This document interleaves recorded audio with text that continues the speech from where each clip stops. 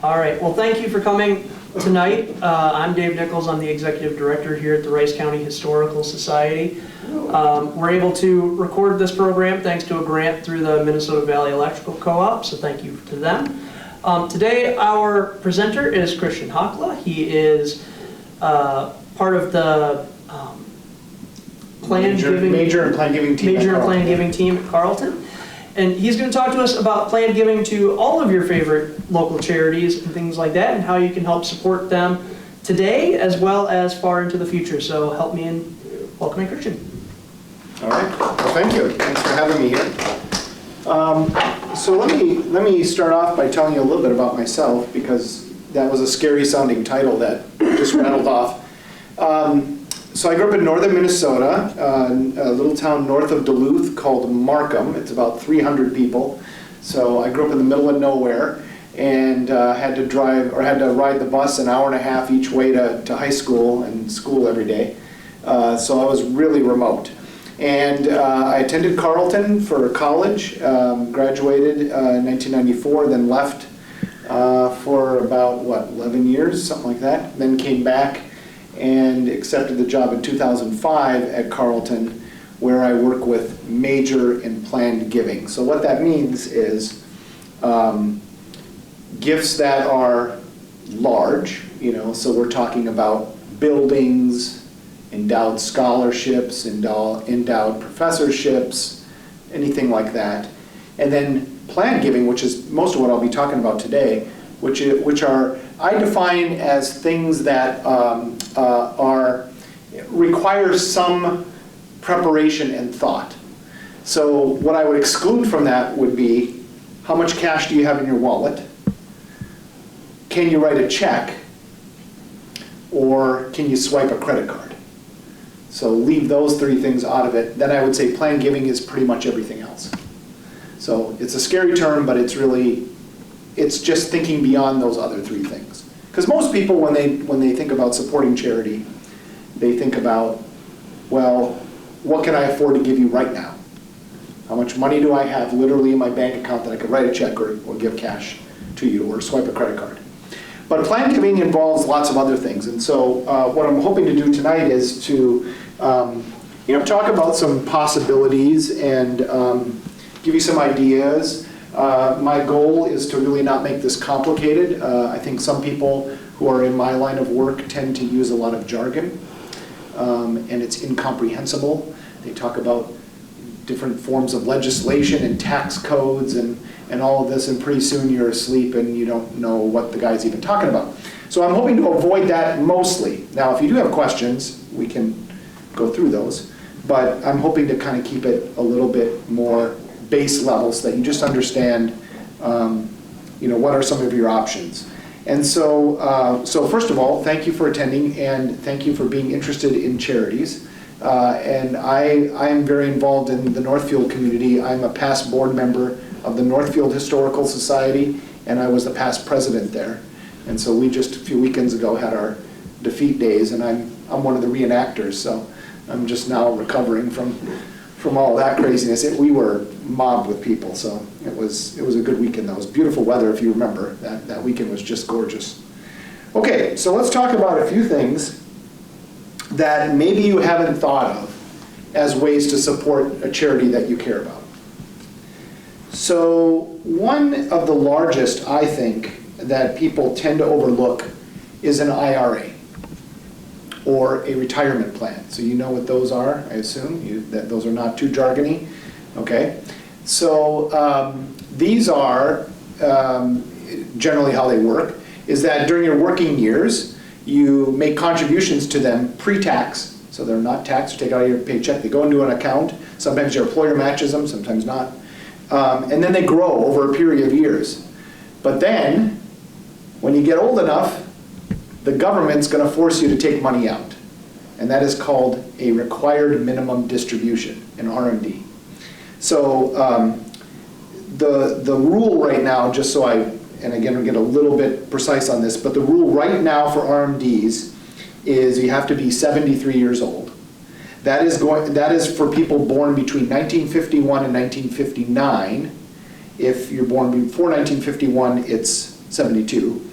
And then it'll go up to age 75 for those born 1960 or later. So that's me.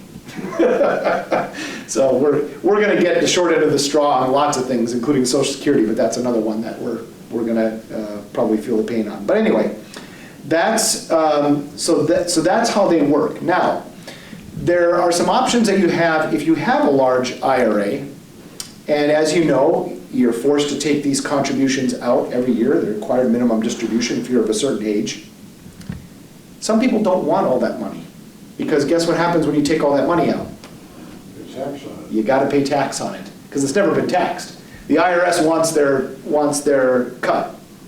So there's a clever little thing in the legislation that Congress has passed that allows you to take money directly from an IRA and give it to a charity if you're old enough, and you don't pay tax on it. Have you heard of this before? It's called a qualified charitable distribution, a QCD. A lot of people call it QCDs. So these are great ways to support charities.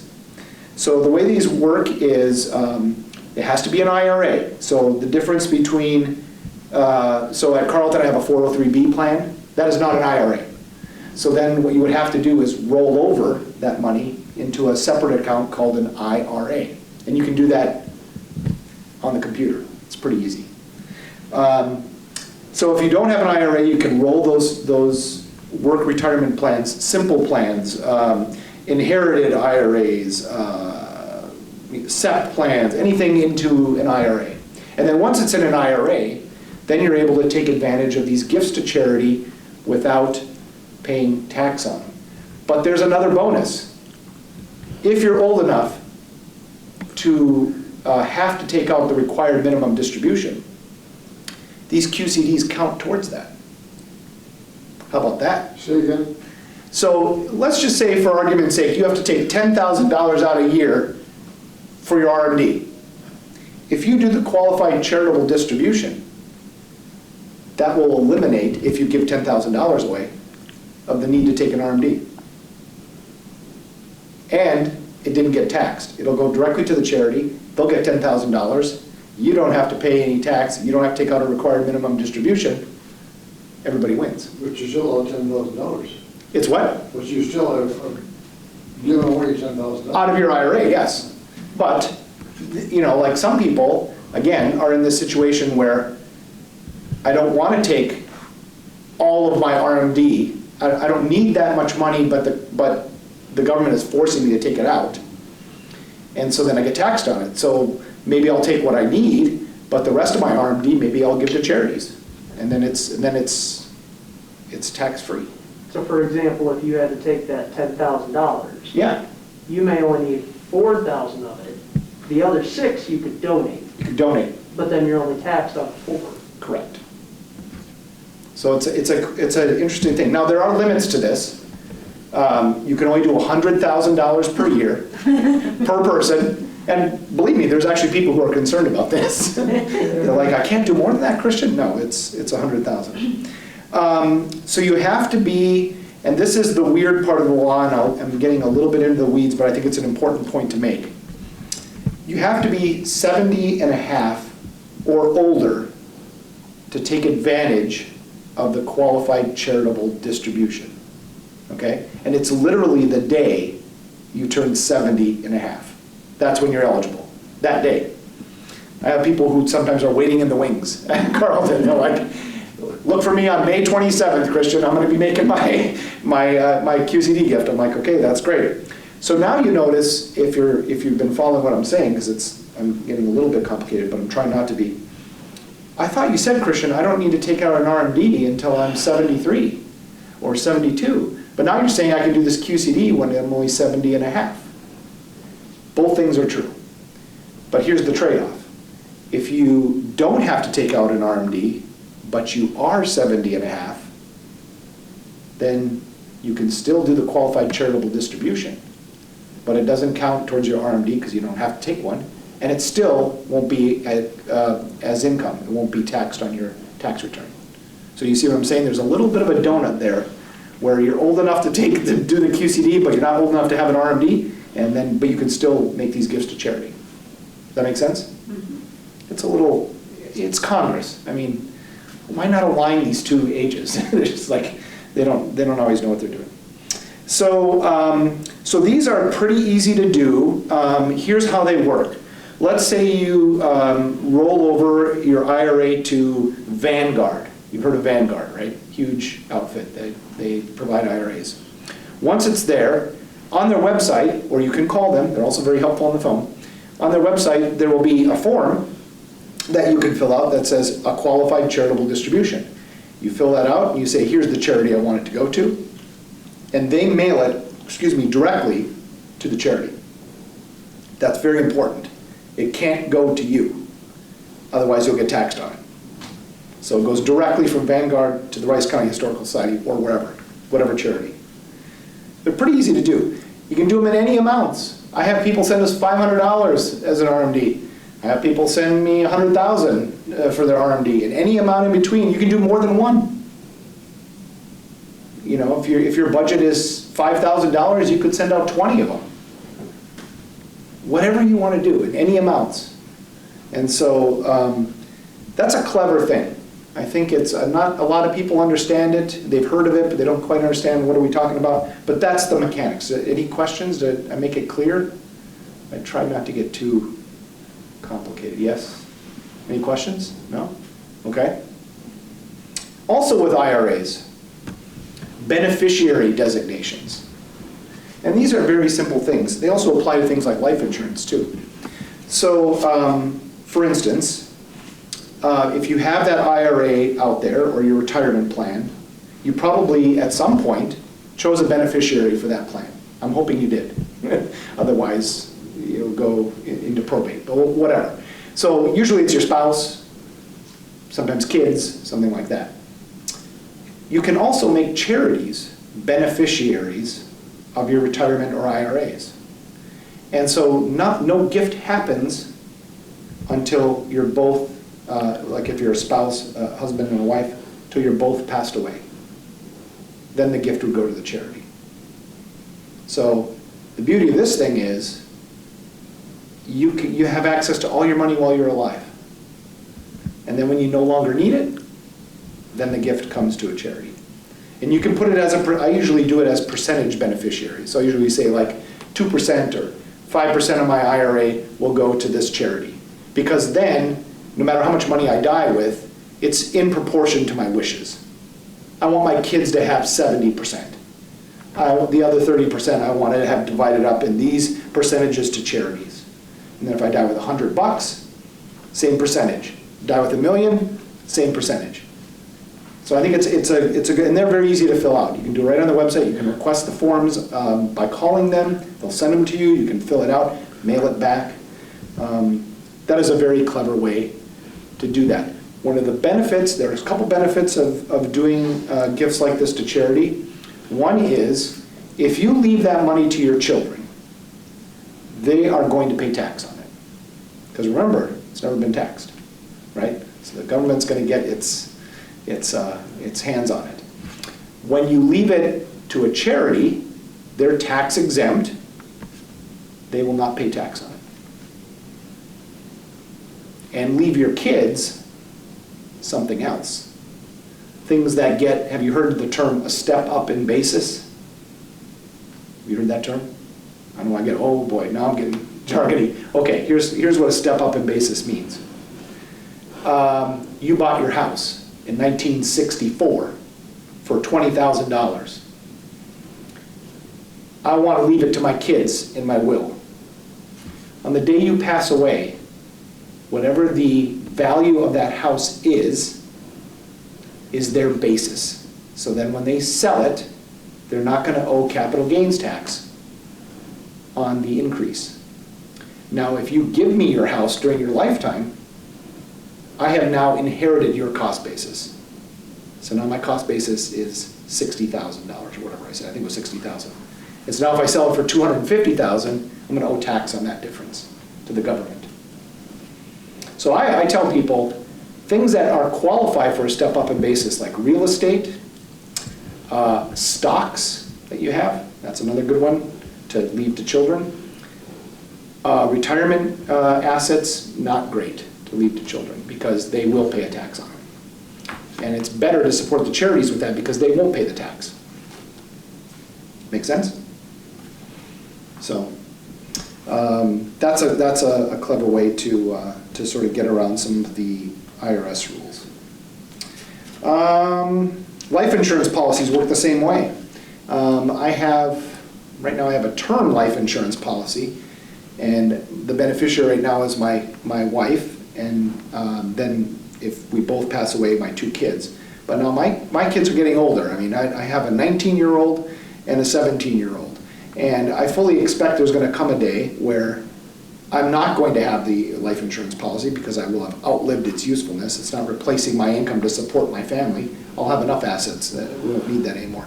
But let's say you still have the policy. Well, that's a good thing to leave to children because life insurance money is not taxed when they inherit it. And it's immediate. Doesn't go through probate, doesn't get held up by some lawyer. If they are a beneficiary of life insurance policy, they get a check from the life insurance company and it's not taxed. That's another good thing to leave to kids. But we have people leave those to the college as well. That tends to be a little bit of a different idea where they actually pay the premium to the college, and then the college pays the premium on the life insurance policy, so it's a tax-deductible contribution for them. Their life insurance premium is tax-deductible. Usually you just write a check and send it out and you're out the money, right? In this scheme you can, well, it's not a scheme, it's legal, but you get a tax deduction for your premium. So that's again in the weeds a little bit, but there are other ways to tackle it. Donor advised funds, have you heard of these things? Does that sound familiar? No? So these are interesting. There's a lot of benefits to these. So what they are is, you've heard of like a foundation, right? Someone has a wealthy person has a private foundation. Well, these are kind of foundations for little people. That's what I like to, people who don't have multi-million dollars. What you do is you open an account at a place like Fidelity or Vanguard or Schwab or any of these brokerage houses. And then you put assets into this donor advised fund. And the moment that you do that, that is a charitable gift. Okay? So depending on your taxes, the itemized limit increased a number of years ago where you got to give away something like $20-some thousand now to be able to write any of that stuff off on your taxes.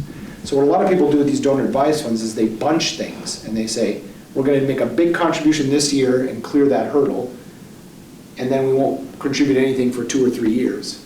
And so what it does is it sits in this fund and you invest it, it earns interest, keeps growing, and then when you're ready, you distribute it to any charity you want to. But it's on your time schedule.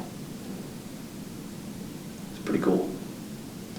And no tax. When it leaves, it goes to a charity, they don't pay tax, you didn't pay tax, you pay tax on the money before you put it in there. This is America after all.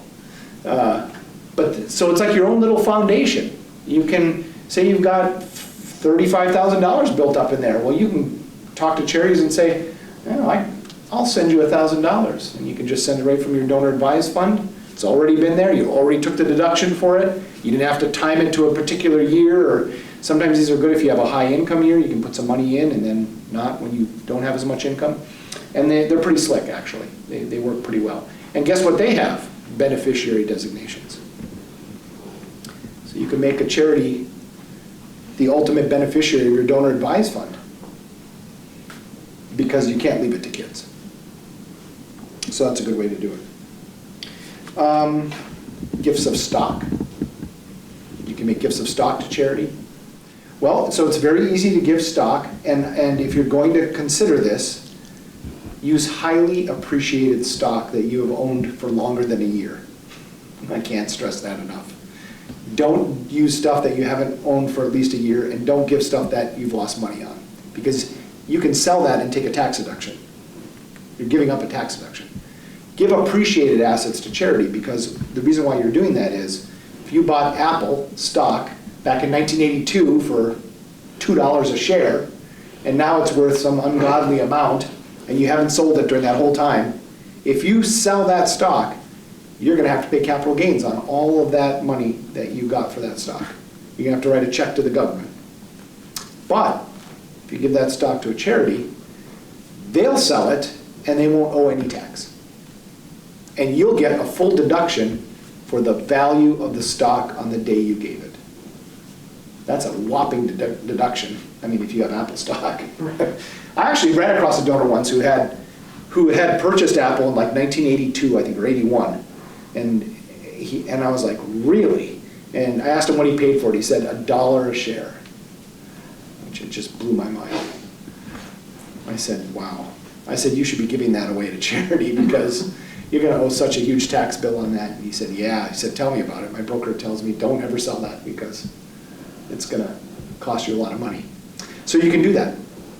One strategy that some people use is if they really like the stock, like let's pick a Minnesota stock, Hormel. They're like, oh, I love the Hormel stock. It gives me a dividend every year, but I got it at $20 a share. It's now $40. What do I do? Well, one thing you can do is you could give the highly appreciated stock to a charity, and then buy the stock, buy a new shares of Hormel at the higher basis, at the $40 a share, and then you've stepped up your basis. So that's a strategy too. But giving stock is something that's very easy to do. You contact if you have a broker, or I'm sure Dave can help you. There's probably people in town. We have someone in Northfield who is sort of a friend of the Historical Society, a broker, and he'll work with donors who want to give stock. So consider that as well.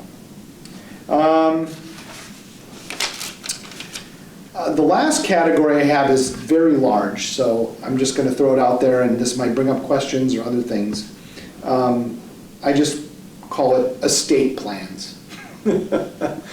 I've seen every shade of gift through an estate plan. There are so many possibilities. So what I would advise you to do is, if you are interested in leaving money to charities in your estate plan, go talk to a lawyer, an estate planner, for a couple reasons. One is, they know what they're talking about. Like if you tell them, here are my assets, they're going to say, here's what I would recommend, right? And you're the boss. You tell them, hey, these are the charities I care about. In my estate plan, I want to be able to make a gift to them. You tell me what's the best way to do that. And make sure I'm taking care of my kids in a tax-efficient way. That's their job. But you're the boss. You're paying them. So I would recommend that. But there are lots of ways. I mean, I'll just throw a lot of terms you've probably heard. Living trusts.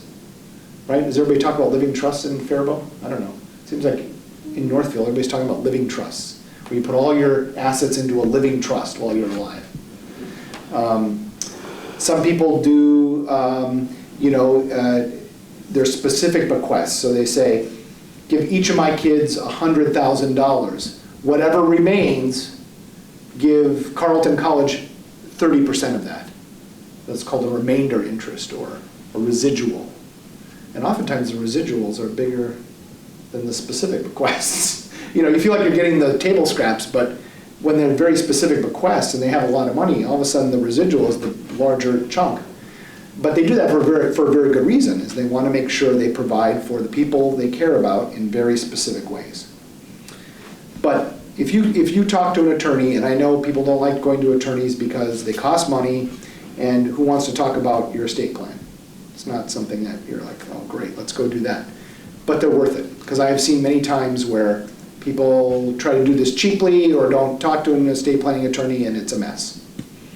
So I would say a good estate plan is probably, it depends on what city you're in, but I don't know, $800 or $1,000, something like that. I have a will. I mean, as soon as I had kids, I drew up a will because I wanted to make darn sure if something happened to me, what I wanted to have happen was going to happen. That's really what an estate plan is. It's what are the values that you have? What are the charities you care about? Who are the people you care about? And implement that plan. And then, once you pass away, they have to follow your plan. The executor has to follow your plan. That's what it is. It's all legal. So, I've heard people say, well, I'm going to leave all my money to my kids and they know my wishes, they'll take care of it. Ooh, I've seen that go very badly. I've seen people who have multiple spouses, so like an ex-wife and then a new wife and then stepkids, and that gets very complicated and messy. So put a little thought into it a little bit of time, but you can literally leave physical things. I had someone at Carleton leave us a Lexus in his garage. Unfortunately, he didn't leave us the house, so we had a hard time getting into the garage, but he did leave us a car, and it was in Missouri, and the college actually put us on the title as transfer on death. That's another thing you can do with physical titles. You can, like with real estate, something happens to us, it immediately goes to this charity. There's no probate, it just transfer the title on my death, TOD. And we got the car. And so we went down, we got it from Missouri, sold it at auction, took the cash. We didn't want a Lexus. But if it's a physical item that might be valuable to the Historical Society, by all means, they wouldn't have to sell it. They might really want that item. So really think through what you have: real estate, cash, stocks, retirement plans, and think about how you want to uphold your values. I think is probably I've heard people say, and sometimes wills even talk about a description of their values. And this is a reflection of our values. I've had some people say, you know what, I did a lot for my kids, they're not going to get any of my estate. They're like, I fed you, I clothed you, I gave you college educations, I helped you buy your first home. Okay. I have other people who are like, I have a ne'er-do-well kid, I have one that's very successful, and how am I going to navigate that? When they set up a trust or something, again, I've seen all flavors. So just meet with someone. If you haven't already, meet with someone, tell them what you want, and let them put it in place for you. But again, you control that conversation. Don't let them say, well, here's what everybody's doing. And just say, no, here's what I want to have happen. You tell me what's the best way to do it. And then the last thing I'll talk about too, before I take any questions, is really to think about, and this isn't really plan giving, but it's plan giving in the sense that it requires some thought. It's hard to spring a gift onto a charity if you have very specific requirements. So I encourage you to please talk to the charities you care about while you're alive, if you're going to be leaving them an estate gift, and tell them, here's what we want to have happen. Here's how you're going to get it. Here's an estimate. That would be nice too. But sometimes people leave money to the college and we can't do what they want us to do. And then we have to turn down the gift, which is a shame. I don't think that would have been what they wanted, but we can't legally fulfill what they wanted. So the more time you spend with someone at the charity to say, here's what we would like. And I'll say up front, the highest and best giving is unrestricted. Just give them money and let them decide how to use it. I love that. We all love that. I never spend any time talking people out of giving unrestricted cash to any charity, because that's the highest form of compliment and vote of confidence that I think you can have. Now, there are people who have very specific things that they care about, and that's okay too. But have a conversation and say, here's what I would like when I die. Is that okay? Can you do that? Yes, we can do that. Okay, let's write up a little agreement. Let's sign it. I do that all the time on behalf of the college. An agreement, usually it's to create like an endowed scholarship or something, and I just drop a simple document like, here's what it's going to be called, because you want to honor your dad. Here's the type of student you want to have the scholarship, and we're both going to sign it. So that when the time comes, there's no question. Here's the money, here are the wishes, it's all signed, we all agreed to it, everything's great. So you have peace of mind that when it goes to the charity, they're gonna do what you want them to do. But again, if you wanna do unrestricted, God bless you. Because I do, and we have a lot of people at Carleton that give unrestricted, and I'm sometimes gobsmacked by, I mean, I just found out about a gift, what was this, a couple weeks ago. Someone is leaving us, he passed away, and we're getting a check for $4.3 million, and it's unrestricted. He just said, Carleton, I love you, here's some money. Never told us about it. Of course, in that case, that's okay, because we can definitely handle unrestricted. But I've also had people spring on, like a scholarship that we can't fulfill for whatever reason. So, and those are wonderful surprises, obviously. So, if you want to do a restricted thing, like some program here or another charity, make sure you talk with them. Sit down, have a conversation. It's confidential, doesn't commit you to anything. I mean, you probably had conversations with people where you're like, let's just throw around some ideas. Like, I'll tell you what we have needs for and what resonates with what you care about. Maybe we'll find a place where we agree. And then if we do, then let's sign a simple piece of paper. It doesn't commit you to anything. I mean, I think people get a little bit weirded out by, well, what if I change my mind and you're not getting the bequest? And we've signed this piece of paper. Well, the piece of paper is really only talks about if we get the bequest. This is what we want to have. It's not you're not permanently committing this. Because I know lawyers will sometimes say, don't talk to any charity about your estate plan. Because then they'll come after your estate after you die. And that's just really wrong. We don't do that. I don't know any charity that would do that because it's not in their best interest to make donors and their families angry. I mean, if you've changed it, that is your right. It is your estate plan. It is not set in stone. You could change it tomorrow. That's the beauty of it, is that you can't outlive your money, because you'll be gone and then your estate plan will be implemented. And I've seen people change it right up until the week or sometimes even the day they pass away. They just had an epiphany or change of heart. So, does that make sense? Do you have any questions? That's kind of the broad landscape. I didn't get too far into the details, but I tried to just give you some ideas, maybe, prime the pump. You have more ability to make charitable gifts than you realize. Because people just think about the wallet and the checkbook and the credit card. But there's a whole vast landscape of other things that are out there. That's important. Because we really do want to honor people who make that sort of commitment. When you put a charity in your estate plan, you are treating them as family. That's how I look at it. It is such an honor. It is. That is quite an honor to have someone say, you are now family. Carleton College is like one of my children. That's incredible. So we got to make sure we do right by donors who want to do that. They are going to look out for your best interests, and that's the best piece of advice I can give you. It's worth the money.